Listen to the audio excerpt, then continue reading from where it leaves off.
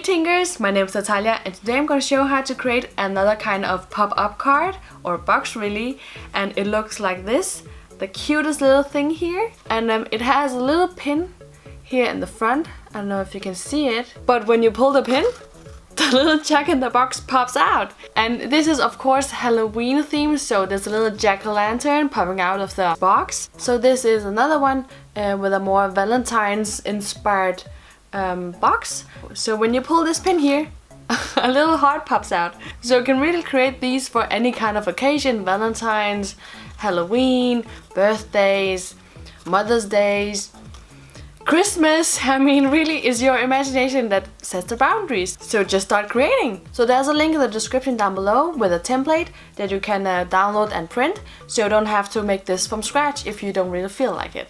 But it's really easy to make. Even the box is very simple to make. So this is a great way to like trick or treat people. So getting this box is either a trick or a treat depending on the person you're giving it to. But I think these are so much fun. And if you want to see some more of these kind of DIYs in the future, be sure to subscribe to this channel and give this a like. And if you want to see how this is made, stick around, let's just get started.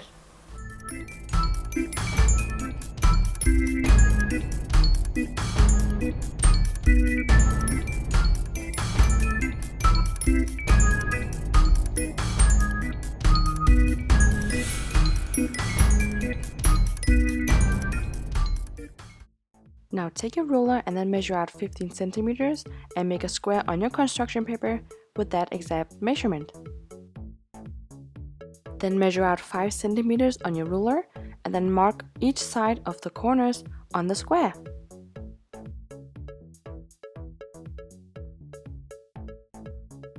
Now in the area between these two markings, measure downwards 6 centimeters and then make a little rectangle. Now measure out 1 centimeter from these corners on the rectangle on each side. Connect these markings and make a little triangle and draw a line across. Now from these markings here, draw out lines that are 5 centimeters long. Use the other marking on the other side to make sure that the line you're drawing is straight.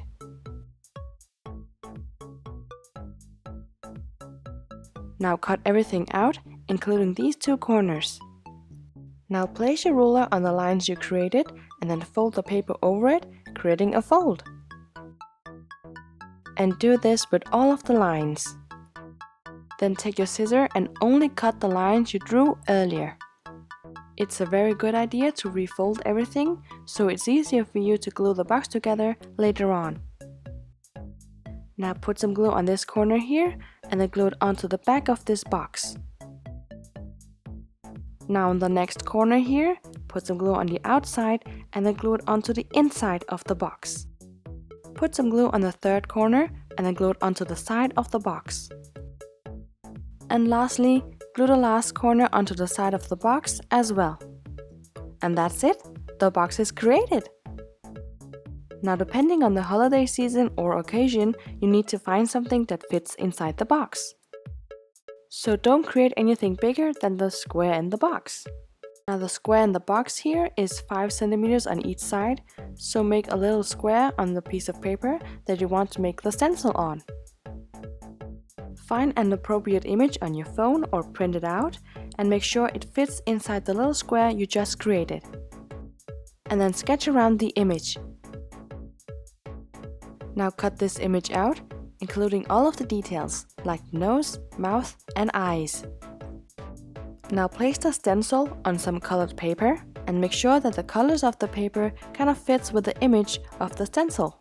But if you want to use different colors, go for it! Now cut this image out and maybe enhance its features with some coloring. And it fits! Now we need to make a spring so the figure in the box pops out.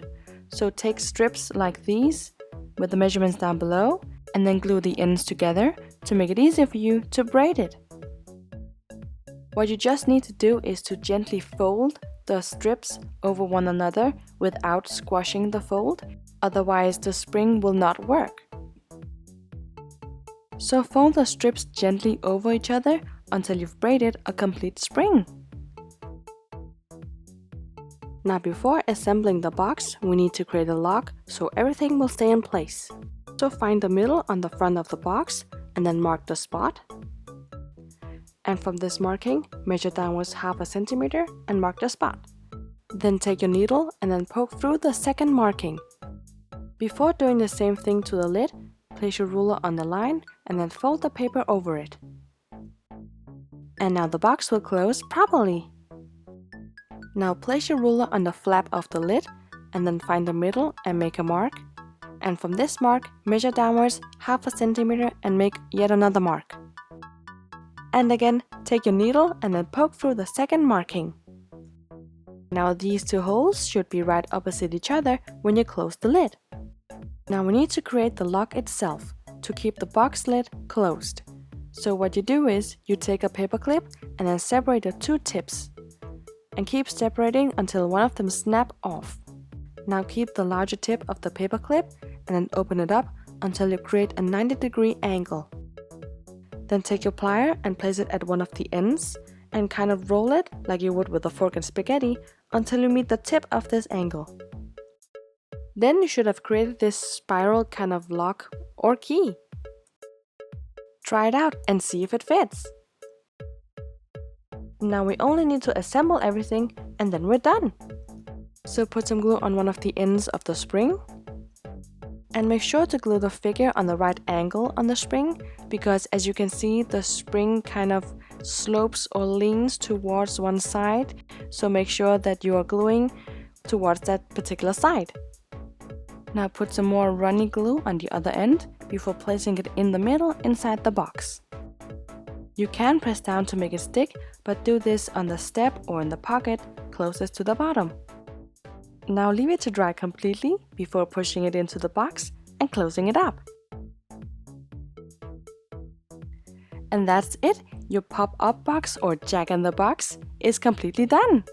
As I said in the beginning, there are a lot of ways of creating this. It's only your imagination that sets the boundaries. I hope you enjoyed watching, and if you did, give this video a like, it helps me out a lot, and let me know down below what you want to see next. And if you want to see the upcoming videos here on the channel, you need to subscribe and be part of our lovely Tinker family here on Natalia's Toolbox. So subscribe, and I'll see you soon with more ideas. Bye!